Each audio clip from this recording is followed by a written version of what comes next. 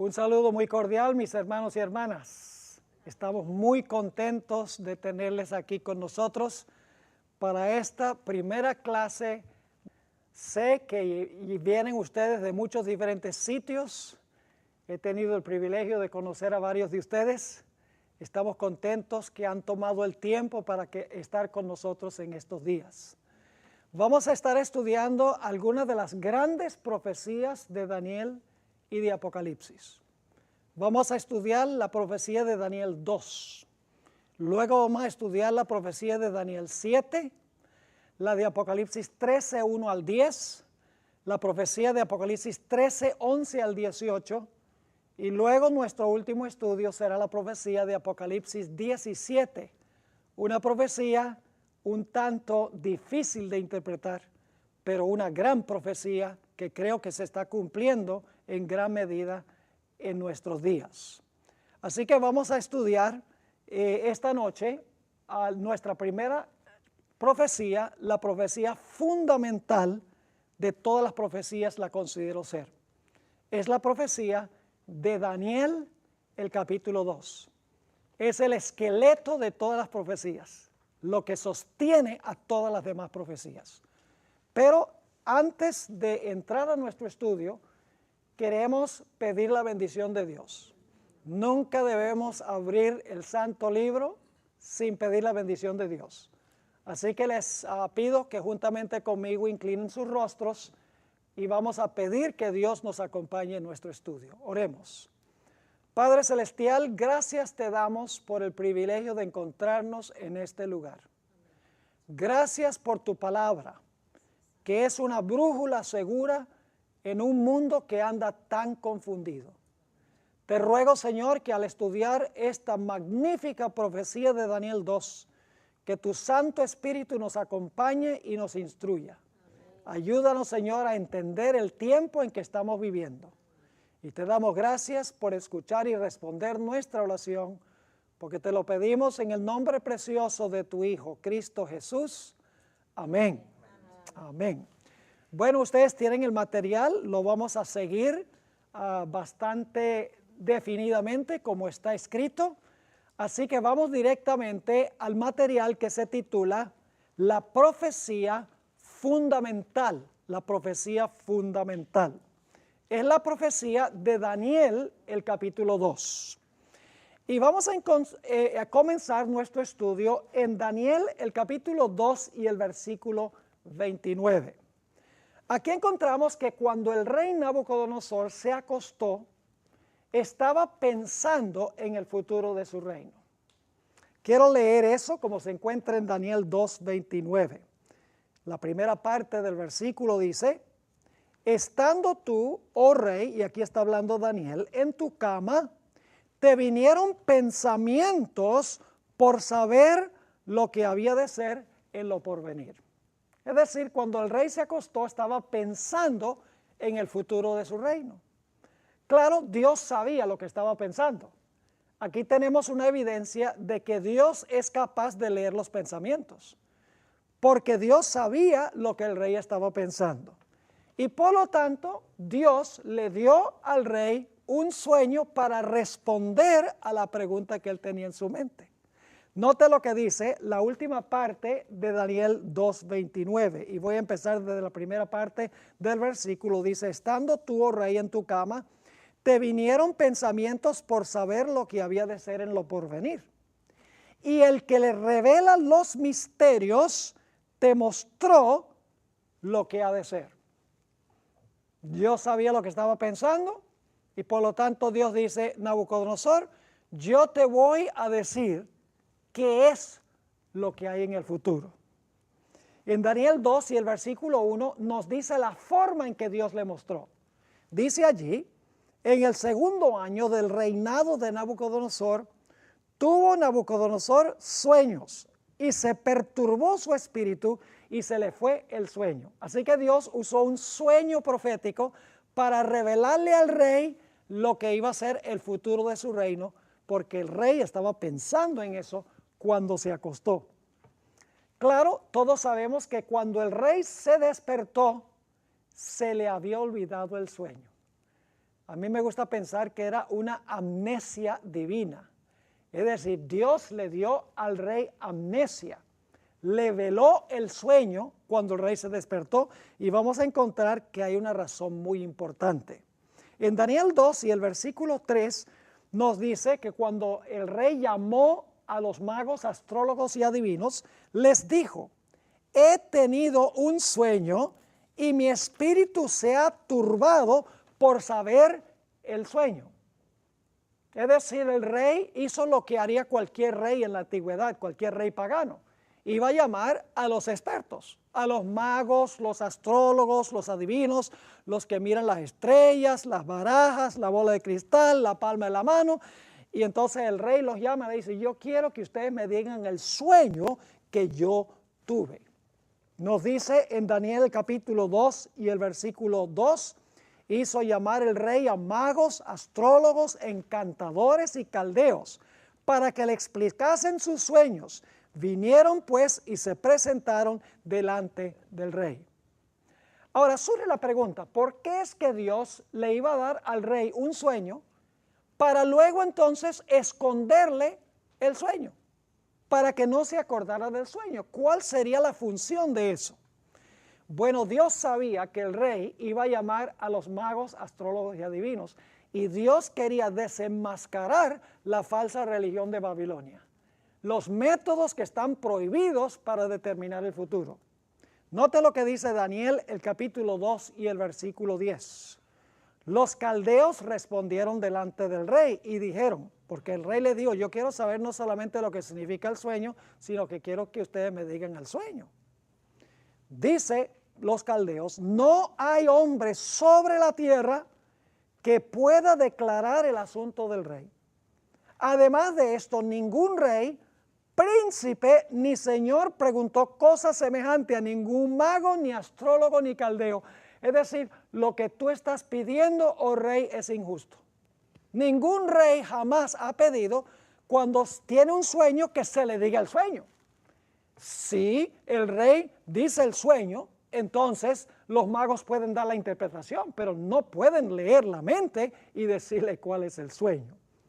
En otras palabras, ya quedaron desenmascarados como unos charlatanes. Y el propósito de Dios en velarle el sueño al rey Nabucodonosor era porque Dios sabía que los magos, astrólogos y adivinos no iban a poder decirle el sueño, y de esa manera se iba a mostrar que la religión de Babilonia estaba en bancarrota. Y luego dice en Daniel 2 y el versículo 11, los magos están hablando porque el asunto que el rey demanda es difícil y no hay quien lo pueda declarar al rey, salvo los dioses, cuya morada no es con la carne. Es decir, los dioses conocen este secreto, pero los dioses no moran con carne y esa información la tienen ellos. Ellos no quieren compartir esa información con los seres humanos. ¿Cuán diferente es la religión de la Biblia que la religión del paganismo? Lo que están diciendo los magos es que los dioses guardan secretos que no quieren revelarle a los que viven en este mundo, a los que están en la carne, como dice aquí. Pero la Biblia nos dice que Dios es un Dios que revela sus secretos, revela su voluntad, no esconde su voluntad. Noten lo que dice Juan 1 y el versículo 14. Hay varias palabras muy parecidas a las que acabamos de leer en Daniel 2 y el versículo 11. Noten lo que dice Daniel 2:11, dice que los dioses cuya morada no es con carne, guardan el secreto y no lo revelan. Pero noten lo que dice Juan 1:14 hablando de Jesús. Aquel verbo llegó a ser ¿qué? Llegó a ser carne, ahí está la misma palabra, y habitó, que significa que moró, y habitó entre nosotros, y vimos su gloria, gloria como del unigénito del Padre, lleno de gracia y de verdad. Y todos sabemos que a principios de Juan, el capítulo 1, dice que el verbo era Dios. Así que Dios, a través de Jesús, Jesús se encarna y Jesús revela en carne humana la voluntad de Dios para este mundo. Ahora, Satanás no se iba a quedar con su religión desenmascarada. Y por lo tanto, Satanás dice, bueno, Dios, tú me desenmascaraste a los magos, astrólogos y adivinos, pero ahora yo voy a aprovechar la oportunidad para matar entonces a los seguidores tuyos.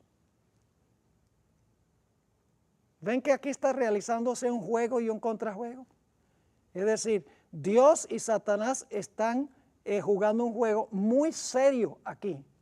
Dios juega y luego Satanás juega. Dios juega y Satanás juega. Vamos a ver más ese asunto. Ahora, fíjense, Daniel 2 y el versículo 12 y 13. Dice, por esto el rey, con ira y con gran enojo, mandó que matasen a todos los sabios de Babilonia.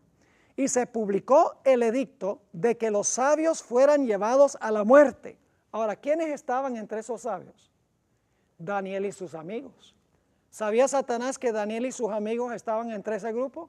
Fíjense que Satanás ya sabía que Daniel y sus amigos eran un problema en potencia, porque ya en el capítulo 1 se vio que ellos no comieron la comida del rey ni bebieron la bebida del rey. Satanás dice, estos muchachos van a ser un problema en el futuro.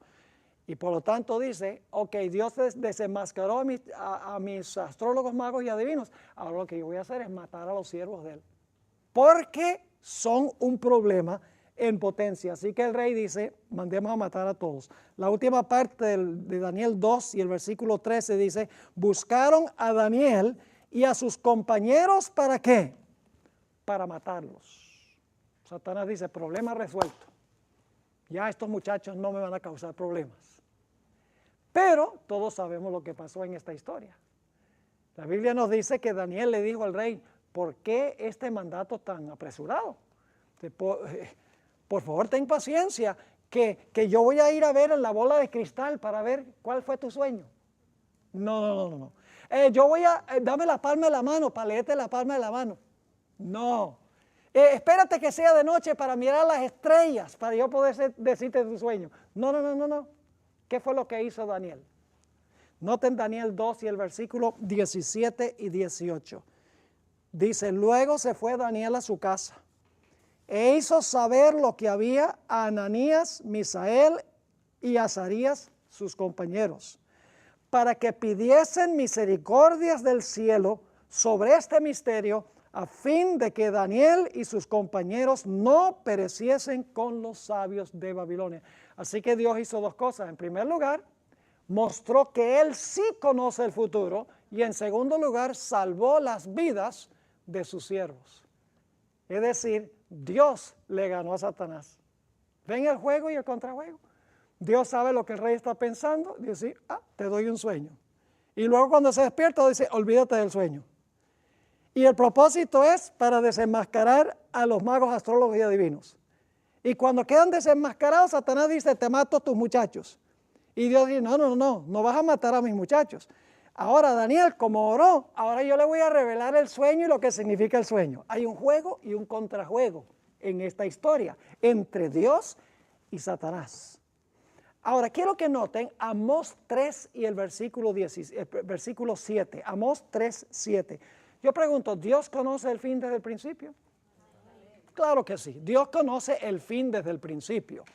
Y por lo tanto, como Dios conoce el fin desde el principio, Dios puede obrar en la historia para que su voluntad se cumpla. Note lo que dice Amós el capítulo 3 y el versículo 7. No hará nada Jehová el Señor sin que revele su secreto ¿a quiénes? A sus siervos los profetas. ¿Es diferente el Dios de la Biblia que los dioses de los paganos? Los dioses paganos, ellos no habitan con carne, ellos guardan los secretos, ellos no quieren compartir con la raza humana. Pero qué diferente el Dios de la Biblia. Dios es un Dios que se comunica, un Dios que quiere revelar el futuro para que la gente se pueda preparar para lo que viene. Y ahora fíjense cómo Dios salió ganando en toda esta situación. En Daniel el capítulo 2, 48 y 49 nos dice que en vez de Daniel y sus amigos ser destruidos, llegaron a ocupar puestos prominentes en el reino. Fíjense Daniel 2, 48 y 49. Entonces el rey engrandeció a Daniel y le dio muchos honores y grandes dones y le hizo gobernador de toda la provincia de Babilonia y jefe supremo de todos los sabios de Babilonia. Y Daniel solicitó del rey y obtuvo que pusiera sobre los negocios de la provincia de Babilonia a Sadrach, Mesach y Abednego, y Daniel estaba en la corte del rey. Fíjense qué interesante cómo termina la historia. En vez de destruir a los muchachos, lo que sucedió fue que llegaron a ser los más prominentes ayudantes del rey en el reino de Babilonia. Me gusta pensar de la lucha entre Cristo y Satanás como un juego de ajedrez. ¿Hay alguien aquí que juega ajedrez? Mire, yo no sé jugar ese juego. Los juegos que yo sé jugar son donde uno se mueve es hacia adelante siempre, como damas chinas, por ejemplo. Pero ese juego uno puede adelante, para los lados, para atrás. Para mí es demasiado confuso. Pero quiero que se imaginen que la historia es un juego de ajedrez. En un lado de la mesa está jugando Satanás y el otro lado de la mesa está Dios. Y el movimiento de las fichas representa los movimientos de la historia. Entonces Dios le dice a Satanás, juega. Y Satanás juega. Y entonces Dios le dice, ahora me toca a mí. Y entonces Dios juega, hace una jugada en la historia. Y entonces cuando Dios juega, Satanás dice, ay, si tan solo hubiera sabido que él iba a jugar así. Pero entonces se la rebusca y busca la forma de tratar de rebatir lo que hizo Dios. Y entonces Dios le dice, ok, ahora me toca a mí. Y Dios juega otra vez y Satanás dice, ay, ojalá hubiera sabido que iba a jugar así. Ahora yo les pregunto una cosa. ¿Qué sucedería si ustedes jugaran un juego de ajedrez y ya supieran antes de comenzar el juego todas las jugadas que iba a hacer el otro jugador? ¿Cuánta posibilidad habría de que usted perdiera? No habría ninguna posibilidad. Entonces, en el juego de la historia, el problema es que Satanás tiene que adivinar cómo va a jugar Dios, pero Dios conoce el fin desde el principio y sabe todas las jugadas que va a hacer Satanás y por lo tanto puede intervenir para interrumpir los planes de Satanás. Dios está en control de la historia, de este mundo. Ahora, queremos notar el sueño que tuvo el rey. Vamos a Daniel el capítulo 2 y el versículo 31. Daniel 2 y el versículo 31. Dice allí, tú, oh rey, veías. Ahora quiero que usemos nuestra imaginación. Veías. Y he aquí una gran imagen, una estatua. Esta imagen que era muy grande y cuya gloria era muy sublime, estaba en pie delante de ti y su aspecto era ¿qué? Su aspecto era terrible. Es decir, no era una estatuita pequeña, era una estatua grande y tal vez con una cara brava, porque dice que su aspecto era terrible. Es decir, lo que Dios le mostró al rey para demostrarle el futuro de su reino fue una gigantesca imagen. Y quiero que nos imaginemos eso. Y luego, el sueño, como vamos a ver, le muestra al rey una secuencia de reinos que se van a levantar en la historia desde los días de Nabucodonosor hasta la segunda venida de Cristo. Le mostró la secuencia de reinos desde Babilonia hasta la segunda venida de Cristo. Ahora, hay un punto muy importante que tenemos que tomar en cuenta, y es que entre un reino y otro no hay un paréntesis ni interrupción. Es decir, cae un reino y se levanta enseguida el otro. Cae ese reino, se levanta el otro. Cae ese reino, se levanta el otro. Cae ese reino, se levanta el otro. No hay un periodo largo entre un reino y otro reino cuando no hay ningún reino gobernando. Es decir, que Daniel 2 presenta una secuencia de reinos sin interrupción y sin paréntesis, uno después de otro. Este método de interpretar las profecías se conoce como el método histórico o el método historicista de interpretar las profecías. Y es una forma hermosa de explicar las profecías, porque usted puede saber exactamente a dónde está en el desarrollo de la historia a cada momento. Lo único que tiene que hacer es mirar la secuencia, seguir la secuencia de los reinos y usted sabe exactamente a dónde se encuentra en el curso de la historia. Ese método lo vamos a usar aquí repetidas veces durante este seminario, porque es el método predilecto para entender las profecías bíblicas. El método histórico o el método historicista, como se conoce, de interpretar las profecías. Ahora vamos a notar este sueño que tuvo el rey. Vamos a ver cómo era esa imagen. Comenzando en Daniel 2 y el versículo 32. Dice, si usemos nuestra imaginación, la cabeza de esta imagen era ¿de qué? Era de oro fino. Su pecho y sus brazos de plata. Su vientre y sus muslos de bronce. Sus piernas de hierro. Sus pies en parte de hierro y en parte de barro cocido. ¿Tiene la secuencia clara? Oro, plata, bronce, hierro. Hasta las piernas. Ahora vamos a ver los pies. Dice, sus pies eran en parte de hierro y en parte de barro cocido. Eso lo voy a recalcar porque eso lo vamos a estudiar especialmente. Es un punto que raras veces se toca cuando se estudia esta profecía, pero es muy importante entender la mezcla del hierro con el barro.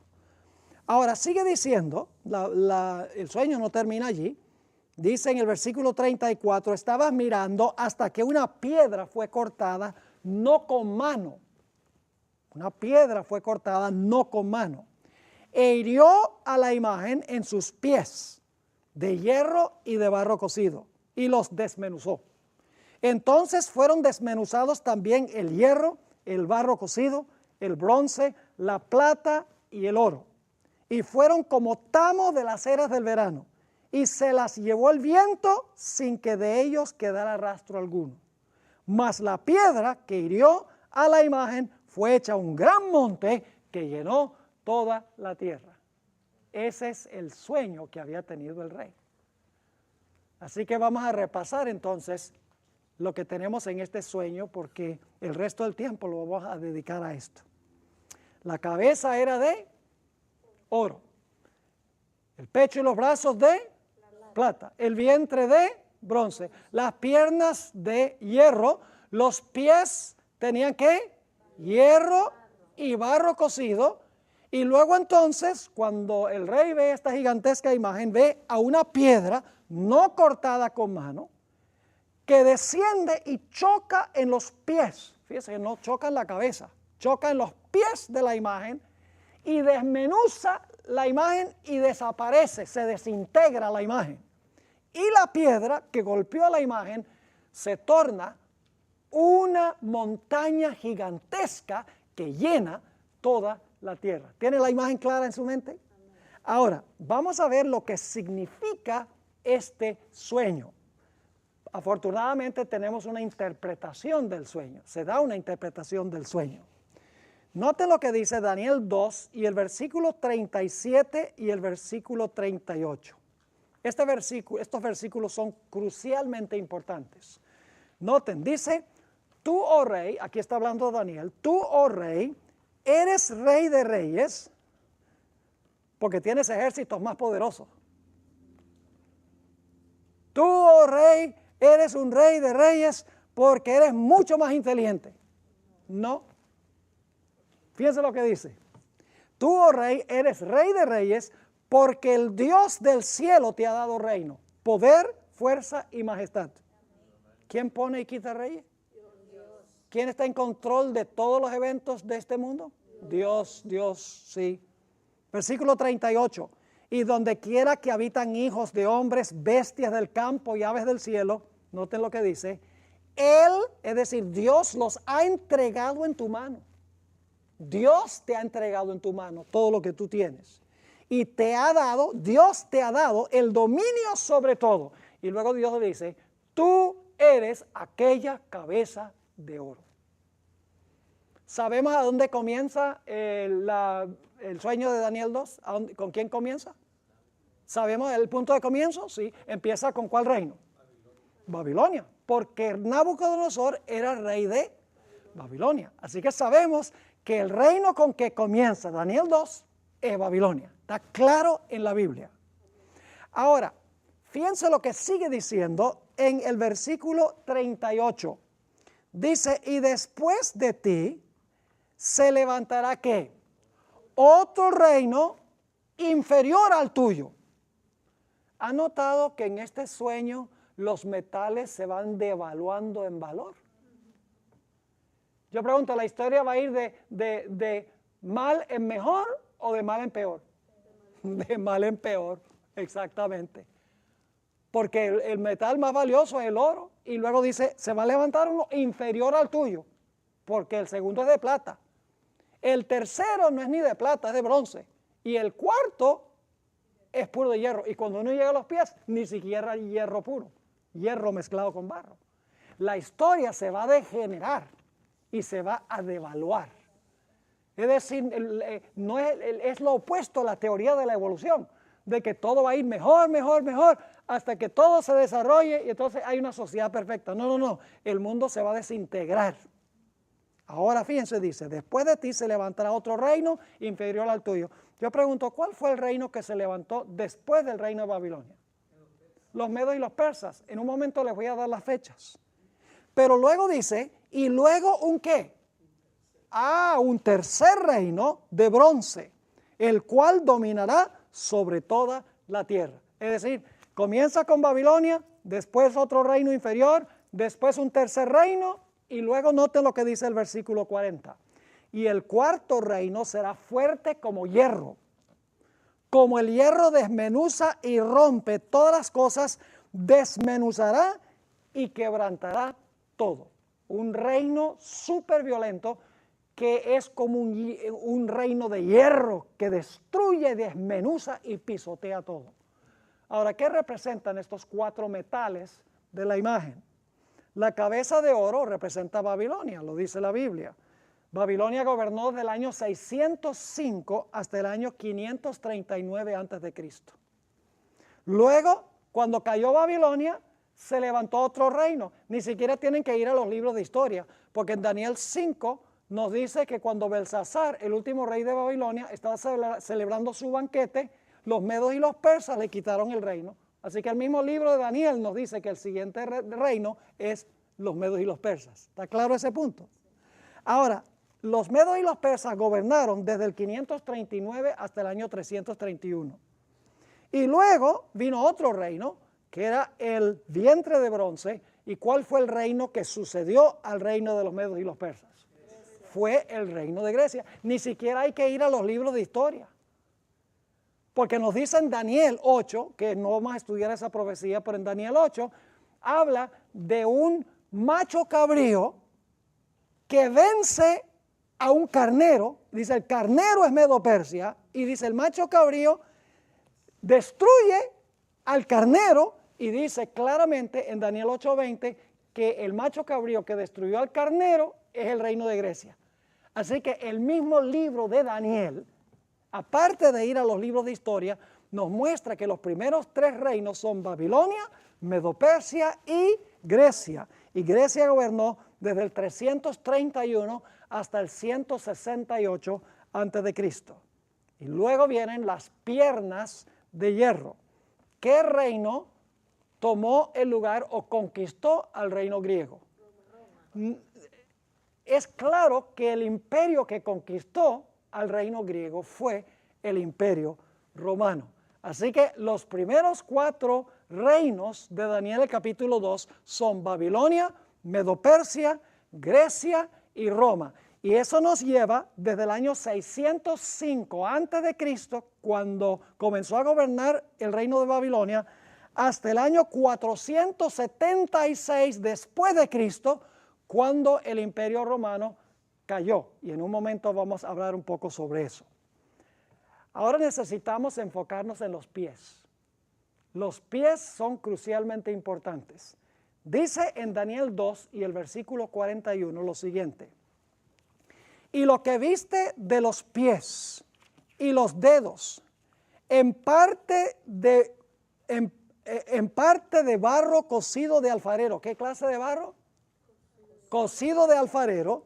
Y en parte de hierro será un reino, ¿qué? Dividido, compuesto de dos sustancias. Mas habrá en él algo de la fuerza del hierro, así como viste hierro mezclado con barro cocido. Ahora vamos a notar algunos detalles en cuanto a los pies, que son muy importantes. Yo pregunto, ¿el hierro ya existía antes que estuviera en los pies? ¿A dónde existía? Ya existía ¿dónde? En las piernas. Entonces yo pregunto, ¿en algún sentido el cuarto imperio continúa en los pies? Sí, porque es hierro, igual que el hierro en las piernas. Pero es una Roma continuada, pero es una Roma diferente.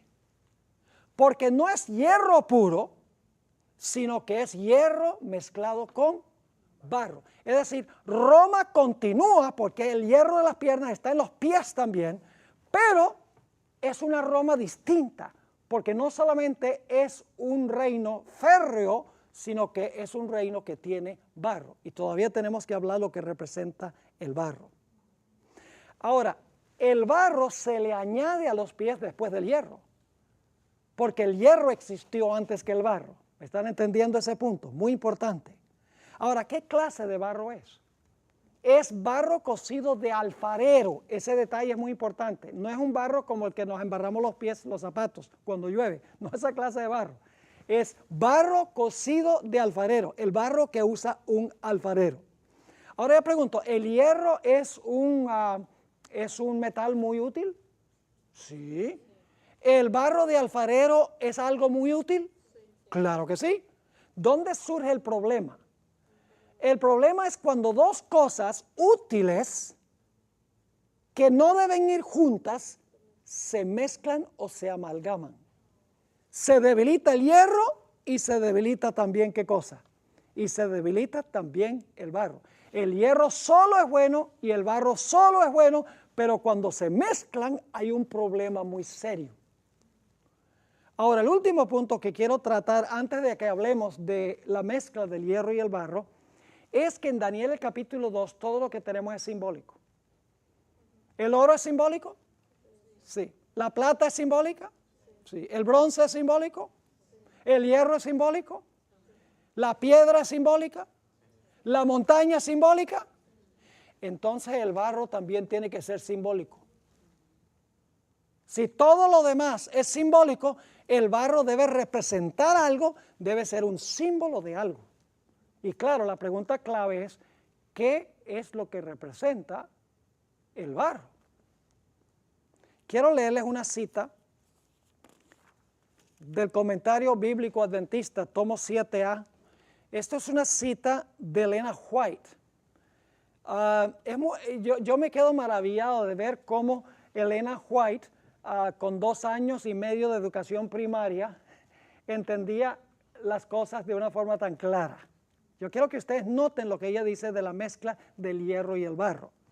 Dice allí, hemos llegado a un tiempo cuando la obra sagrada de Dios está representada por los pies de la imagen, en los cuales el hierro estaba mezclado con el barro cenagoso.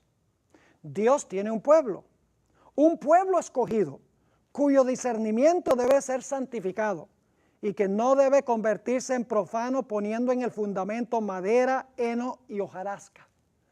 Cada alma que es leal a los mandamientos de Dios verá que el rasgo distintivo de nuestra fe es el séptimo día sábado. Si el gobierno honrara el sábado como Dios lo ha ordenado, tendría el poder de Dios y defendería la fe que una vez fue dada a los santos. Pero los estadistas, ¿quiénes son los estadistas? Los políticos, ¿verdad? Los estadistas apoyarán el falso día de reposo y mezclarán, fíjense, mezclarán su fe religiosa con la observancia de este hijo del papado, colocándolo por encima del sábado que el Señor santificó y bendijo, apartándolo para que el hombre lo observe santamente como una señal entre Dios y su pueblo por 1000 generaciones. Ahora viene la parte clave. La mezcla de los asuntos de la iglesia, y yo puse allí en corchetes el barro, con las del Estado, entre corchetes puse el hierro, se representa con el hierro y el barro. Entonces, ¿qué es lo que representa el hierro? El Estado. ¿Qué representa el barro? La iglesia. Se lo voy a comprobar bíblicamente también, pero estoy leyendo esta cita primero. Dice entonces, la mezcla de los asuntos de la iglesia con las del Estado se representa con el hierro y el barro. Esa unión entre la iglesia y el Estado, o el hierro y el barro, está debilitando todo el poder de las iglesias. Esta aceptación en la iglesia del poder del Estado, ¿entiende lo que dice eso? Esta aceptación en la iglesia del poder del Estado traerá ¿qué cosa? Malos resultados.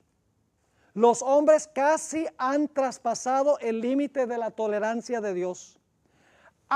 Escuchen bien, han utilizado su fuerza política y se han unido ¿con qué? Con el papado. La unión del papado con los poderes políticos. Así que dice, han utilizado su fuerza política y se han unido con el papado.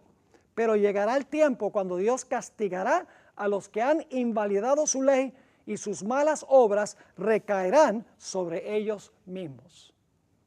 Así que, ¿qué representa la mezcla del hierro con el barro? Representa la unión del Estado con la iglesia, del poder civil con el poder religioso. Ahora ustedes dicen, bueno, ¿y la Biblia enseña eso? Claro que sí. Vayan conmigo a Jeremías el capítulo 18 y el versículo 1 al 6. Aquí Dios está hablando al pueblo suyo del Antiguo Testamento, al pueblo de Israel. Ahora fíjense lo que dice. Palabra de Jehová que vino a Jeremías diciendo, levántate y vete a la casa de ¿quién? ¿Esa palabra estaba en Daniel 2? Sí, Señor. ¿Saben algo? El Espíritu Santo puso todo lo necesario en la Biblia para entender todo lo que está en la Biblia. Cuando usted encuentra un versículo en la Biblia que menciona barro de alfarero, el Espíritu Santo ha colocado en otras partes de la Biblia la explicación de lo que eso significa. Esa es la ley sola scriptura. La Biblia se explica a sí misma, comparando un texto con otro. Así que dice, levántate y vete a la casa del alfarero y allí te haré oír mis palabras. Y descendí a la casa del alfarero y he aquí que él trabajaba sobre la rueda. Y la vasija de barro que él hacía se echó a perder en su mano. Así que quiero que se imaginen, estaba haciendo una vasija, la vasija que hizo se echó a perder y entonces ¿qué fue lo que hizo el alfarero? Dice, y volvió y la hizo ¿qué? Otra vasija según le pareció mejor hacerla.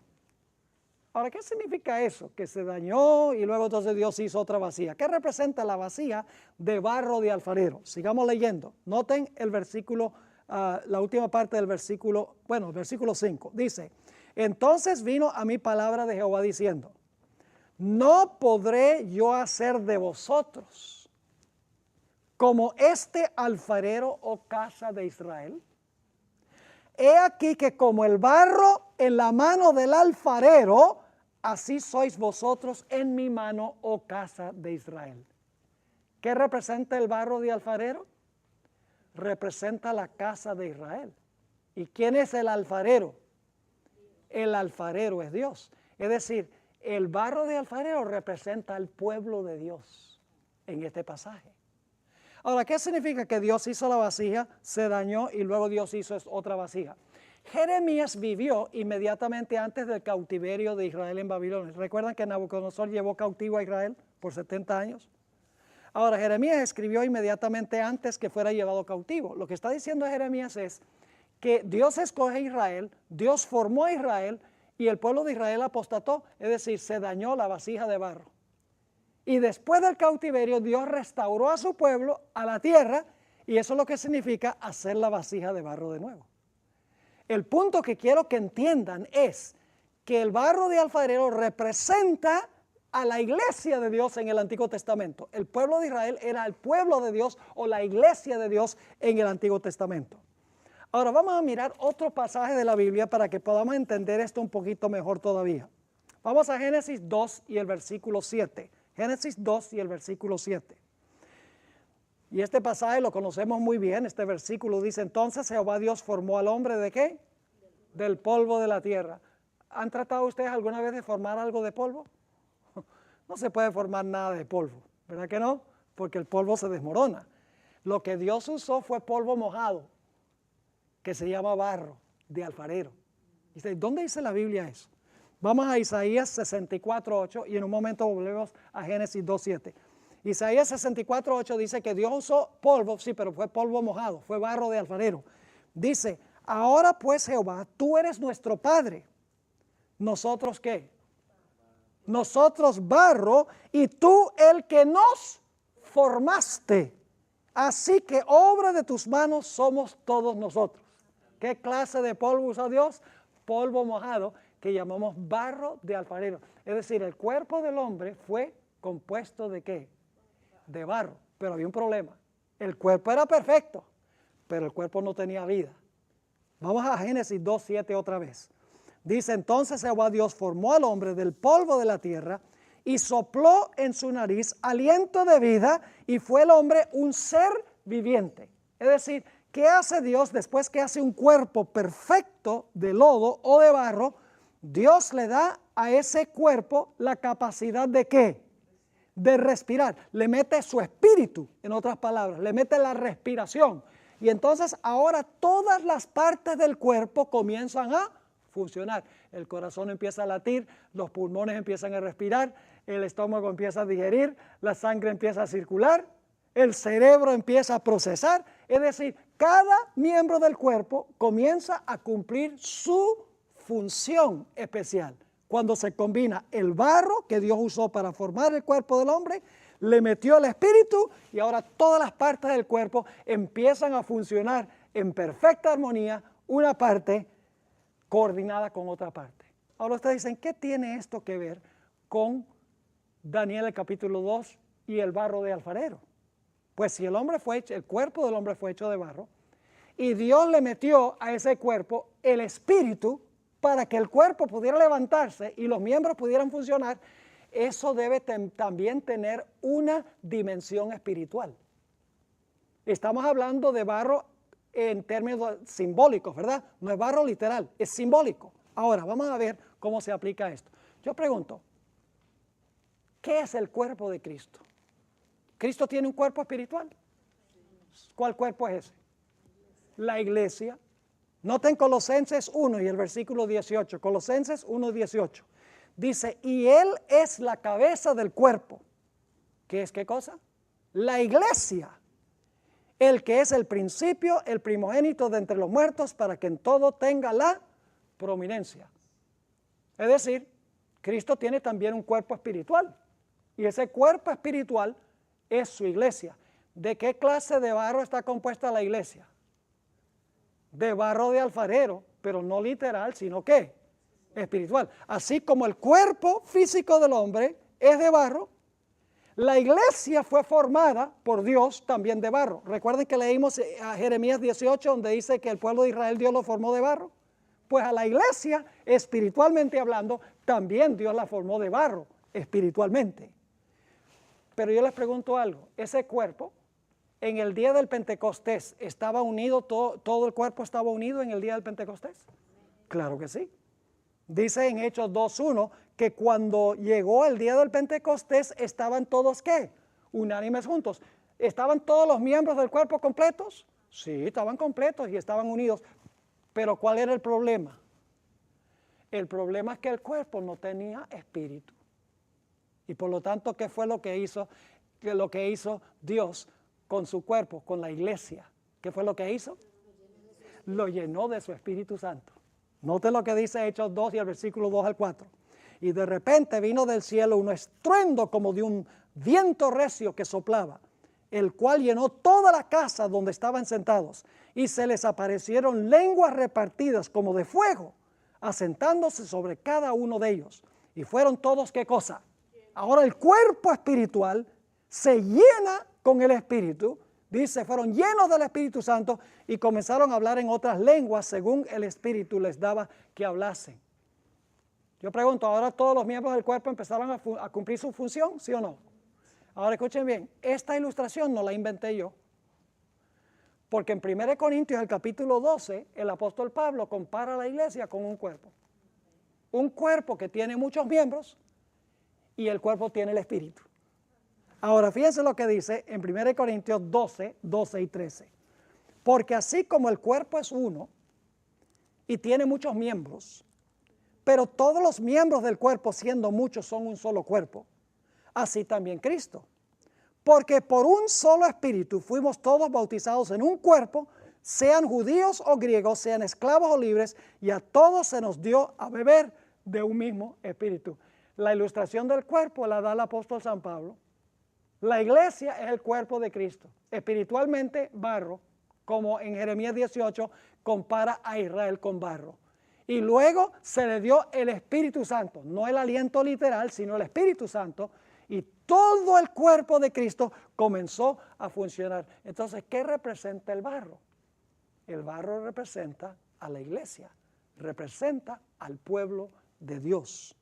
Hay una perspectiva más donde se deja ver esto en la Biblia. ¿Ustedes recuerdan ese valle de huesos secos que menciona Ezequiel, el capítulo 37? Había puros huesos por todas partes, los cuerpos se habían desintegrado y algo pasó. Dice que de repente todas las partes del cuerpo se empezaron a unir. Y entonces luego dice, después que el cuerpo estaba completo, entonces Dios le metió el espíritu al cuerpo. Ahora, ¿qué representa eso? Ezequiel el capítulo 37 y el versículo 10 y 11. Dice, y profeticé como me había mandado. Y entró espíritu en ellos. Es decir, cuando los cuerpos se formaron, entró el espíritu en ellos y vivieron. Y estuvieron sobre sus pies un ejército grande en extremo. Me dijo luego, hijo de hombre, ¿qué representan esos huecos, esos huesos, esos cuerpos en quienes entró el espíritu? Dice, todos estos huesos son la casa de Israel. He aquellos, dice, nuestros huesos se secaron y pereció nuestra esperanza y somos del todo destruidos. Entonces, ¿qué representa el barro bíblicamente? El barro representa la iglesia, el pueblo de Dios. ¿Y qué representa el hierro? El hierro representa el poder civil de Roma. Representa el poder civil del Estado. Porque el cuarto metal, el hierro, representa a Roma como imperio, como entidad política. Pero luego se le añade, ¿qué cosa? Se le añade al Estado la iglesia. Yo pregunto, ¿sucedió eso históricamente, sí o no? Sí, señor. Lo único que tienen que hacer es leer la historia eclesiástica de la Edad Media y van a encontrar que se levantó otra Roma. Todavía tenía el uso del poder civil, pero era una iglesia. Yo pregunto, ¿la iglesia romana, la iglesia católica, es una iglesia y es un Estado? Sí, señor. Y durante la Edad Media, ¿la iglesia romana usó al Estado para cumplir sus designios? Sí, señor. Eso lo vamos a estudiar en nuestro segundo tema. Vamos a hablar de la experiencia de Jesús y lo que pasó durante la Edad Media. Y estamos sencillamente introduciendo el tema ahora. Pero tenemos todavía que hablar de las grandes profecías de Daniel 7 y de Apocalipsis el capítulo 13. Ahora, quiero que vayamos a Apocalipsis 17, 1 y 2. Aquí se usa otro simbolismo, pero que enseña la misma lección de la iglesia, de la unión de la iglesia con el poder civil, la iglesia con el Estado. Ahora, fíjense lo que dice allí en Apocalipsis 17, 1 y 2. Es la misma lección que la unión del hierro y el barro, pero se usa un simbolismo distinto. Dice allí en Apocalipsis 17, 1, vino entonces uno de los 7 ángeles que tenía las 7 copas y habló conmigo diciéndome, ven acá y te mostraré la sentencia contra ¿quién? La gran ramera. Detengámonos un momentico allí. En las profecías, ¿qué representa una mujer? En las profecías, cuando usted encuentra una mujer, la mujer simboliza a la iglesia, representa a la iglesia. Una mujer pura representa una iglesia pura. Pero ¿qué clase de mujer es esta? Esta es una mujer impura. Esta es una mujer ramera. Una mujer, perdón la expresión, prostituta. Una mujer que se ha prostituido. Significa que es una iglesia apóstata. Es una iglesia que se ha prostituido. ¿Y cómo se prostituyó? ¿Con quién debe estar casada la iglesia? ¿Solo con quién? Solo con Cristo Jesús, con nadie más. Esta iglesia apóstata, esta ramera, ¿cómo se tornó ramera? Noten el versículo 2. Aquí está la unión con el Estado.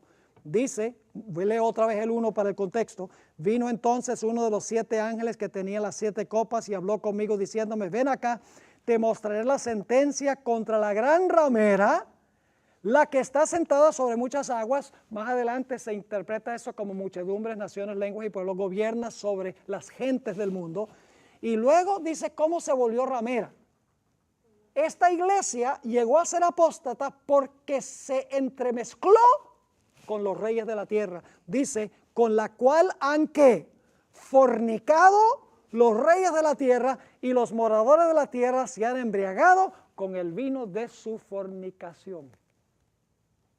La unión de la ramera con los reyes de la tierra es lo mismo que la unión del hierro con el barro. Diferentes símbolos, pero la misma lección. ¿Cómo es que esta iglesia se prostituyó?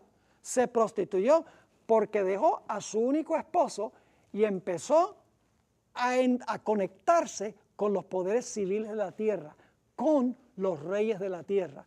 Y esto se puede comprobar históricamente. Después de la desintegración del Imperio Romano, se levantó otra Roma, que se conoce como Roma Papal, que es una iglesia y un estado, y empleó al poder civil para perseguir a los que no estaban de acuerdo con sus enseñanzas y los que no estaban de acuerdo con sus prácticas. Ahora vamos a repasar entonces este sueño. Interesante el sueño, ¿verdad que sí? Ahora fíjense qué interesante que presenta todo el panorama de la historia desde los días de Nabucodonosor hasta el tiempo del fin. En nuestra próxima sesión vamos a estudiar en cuanto a la piedra y la montaña. Pero fíjense, vamos a repasar ahora la secuencia de reinos que se mencionan en Daniel 2. La cabeza de oro representa ¿cuál reino? Babilonia, muy bien. Y la fecha es 605 al 539 a.C. Luego tenemos el pecho y los brazos de plata. ¿Qué reino? Medo-Persia. Desde el 539 hasta el año 331 a.C. Luego tenemos el vientre de bronce que representa ¿cuál reino? Grecia, que gobernó desde el año 331 hasta el 168 a.C. Y luego tenemos el siguiente reino, el cuarto reino, que es el Imperio Romano. Gobernó desde el 168 a.C. hasta el año 476 después de Cristo. Porque en el año 476 cayó el último emperador de Roma. Se llamaba Rómulo Augustelo, el último emperador de Roma Occidental, del Imperio Occidental. Ya no había después de eso emperador. Después de eso, las tribus bárbaras que vinieron del norte se parcelaron y se dividieron lo que había sido el Imperio Romano. Y el Imperio Romano se dividió en 10 reinos. Eso lo vamos a estudiar en una clase futura. Y, es decir, el Imperio Romano se desintegró en el año 476. Y eso es lo que representan los 10 dedos de los pies. Representa las 10 divisiones de lo que había sido el Imperio Romano. Pero luego a esos pies que tienen los 10 dedos, las 10 divisiones de lo que había sido el imperio, ¿qué se le añade? Se le añade barro, que significa que no solamente va a seguir Roma dividida, un reino de hierro, sino que ahora va a ser una Roma, sí, va a gobernar sobre el mismo territorio, sobre esas naciones, pero va a ser una iglesia que está vinculada con el poder civil.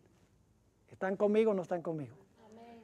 Vamos a encontrar, mis queridos hermanos y hermanas, en todo nuestro estudio durante estas clases, en todas las profecías se presenta lo deplorable que es la unión de la iglesia con el Estado.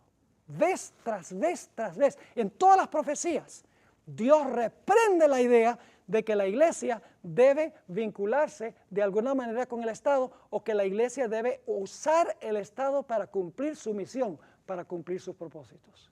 En todas las profecías está. Es algo que Dios condena. Cuando la iglesia se une con el Estado, sea en menor grado o en mayor grado, Dios llama a eso fornicación. Él llama eso adulterio espiritual. Y el resultado es que se debilita el Estado y también se debilita la iglesia. porque la iglesia pierde su espiritualidad porque deja que el gobierno secular se entrometa con la iglesia. Y el Estado también se vuelve débil porque la iglesia está entrometida entre las cosas del Estado. Se debilita tanto el Estado como la iglesia cuando se mezclan los dos. El Estado tiene su lugar, la iglesia tiene su lugar, pero no juntos, sino separados. Ahora, en nuestra próxima clase, nos queda todavía interpretar lo que representa la piedra, porque ese es el clímax de este sueño del rey Nabucodonosor, es la parte más gloriosa de todas. Los pies no van a durar para siempre, la unión de la iglesia con el Estado no va a durar para siempre. Nos dice la Biblia que una piedra no cortada con mano, ese es un detalle muy importante, una piedra no cortada con mano, pegó en los pies de la imagen. Noten que no fue en la cabeza, ni en el pecho, ni en el vientre, ni en las piernas, sino que pegó en los pies. Cuando la iglesia y el Estado estaban unidos, la piedra pegó en los pies y desmenuzó todos los reinos representados en la estatua, y entonces esa piedra se convirtió en una gigantesca montaña que llenó toda la tierra. La pregunta clave es, ¿qué representa la piedra? ¿Qué evento representa la piedra? ¿Y qué significa que fue cortada no con mano? ¿Y qué representa la montaña de donde la piedra llega a ser un monte? Porque la piedra luego crece y se vuelve un monte. Ese será el tópico de nuestra siguiente clase.